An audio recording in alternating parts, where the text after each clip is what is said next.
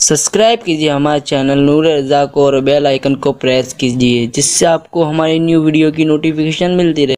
आजकल हमारे समाज में और हमारे मुआशरे के अंदर गीबत, चुगली और हसद ये बहुत तेजी के साथ आम हो रहे हैं। लड़ाइयाँ क्यों हैं? उसमें ये तीनों चीज़ों को अमल दखल है, गीबत को भी, चुगली को भी और हसद को भी।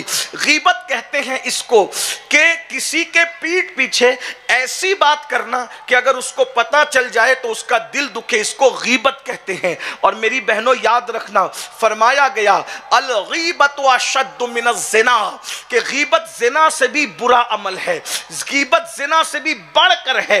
अल्लाह अकबर। अब औरतें गीबत करती हैं, बल्कि अब औरतें क्या बल्कि माज़अल्लाह मर्द भी करते हैं और कसरत से करते हैं।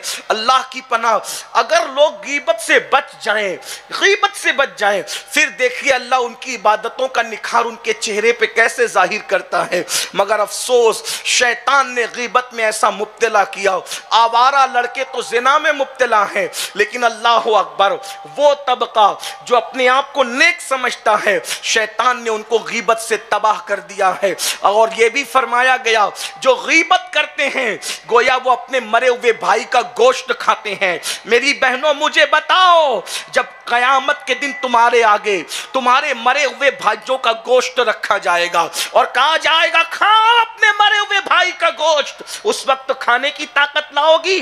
बताओ, उस वक्त खाने की हिम्मत होगी? अल्लाह अकबर। अरे सड़ा हुआ चूहा रख दिया जाए, इसको खा के बताओ तो तुम्हें उल्टी आने लगेगी, तुम्हें मतली आने लगेगी। सड़ा हुआ चूहा जब तुम नहीं खा सकती तो मरे हुए भाई का सड़ा हुआ गोश्त कैसे खाओगी? कितनी गीबत कर रही हो। सास की गीबत बहू कर रही है, बहू की गीबत सास कर रही है, ननन की गीबत भावज कर रही है, भावज की गीबत जो है ननन कर रही है। शैतान ने अगवा कर लिया है।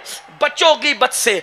और औरतें इतनी होशियार साबित हुई है, घंटों गीबत करेगी और जब हटने लगेगी तो कहेगी अल्लाह तौबा अस्तगफिरुल्लाह, हम तो गीबत नहीं कर रहे थे, उसके अमाल उसके साथ, हमारे अमल हमारे साथ, अल्लाह उसको भी माफ करे, हमें भी माफ करे। वाह रे अपने जमाने की राबिया बसरी, इतना तकवा, ला इलाहा इल्लल्लाह, सब कुछ करने के बाद भी ये जाली सो का तकवा हमें जहन्नम से नहीं बचा सकता। सारे गुनाह करने के बाद उस पर नेकी का लेबल लगाना चाहते हो? याद रखो, गीबत गीबत है, गीबत गीबत है। इस तरीके से नकली राबिया बनने की कोशिश न करो। अगर राबिया ही बनना है तो सच्ची बनो, जिसने अपनी जबान से कभी किसी की गीबत नहीं। इमाम आज़म अबू हनीफा सरकार फरमाया करते थे अल्लाह मुझे बख्शेगा, मुझे यकीन है इंशाअल्लाह मुझे बख्शे। लोग कहते थे क्यों? फरमाया मैंने जिंदगी में कभी किसी की गीबत नहीं की है, इसी अमल के सदके अल्लाह मुझे, बहुत बड़ा अमल है गीबत से बचना। अगर गीबत से हम बच जाएं 90% झगड़े हमारे माशरे के ख़त्म हो जाए। ये गीबत भी जहन्नम में ले जाने वाला अमल।